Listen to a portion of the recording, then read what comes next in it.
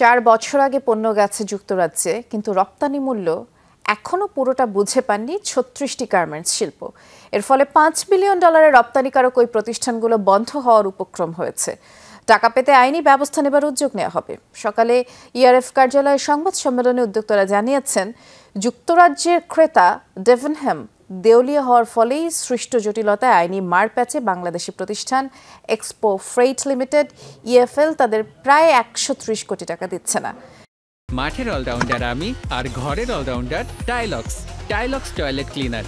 তৈরি পোশাক শিল্পের শ্রমিকদের মজুরি বৃদ্ধি এবং চলমান শ্রমিক অসন্তোষের ফেরে পড়েই বিপর্যস্ত মালিকদের জন্য এই বিষয়টি এখন মরার উপরে খাড়ার ঘায়ের মতো হয়েছে।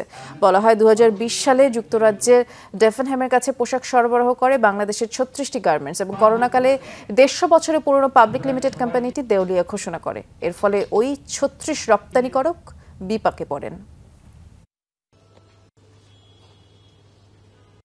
ডেভেনহ্যাম দেউলিয়া হওয়ার কারণে আমরা তাৎক্ষণিকভাবে মোট ক্ষতির পরিমাণ বের করি, যা ছিল প্রায় $70.48 মিলিয়ন, যার মধ্যে রপ্তানির জন্য প্রস্তুতকৃত পণ্য এবং রপ্তানির প্রক্রিয়াধীন পণ্য অন্তর্ভুক্ত ছিল। শুধু পোর্টে মানে ডেভেনহ্যামকে ক্লিয়ার করে নাই, ইউকে পোর্টের মধ্যেই ছিল প্রায় $10 বিলিয়ন বেশি গুডস।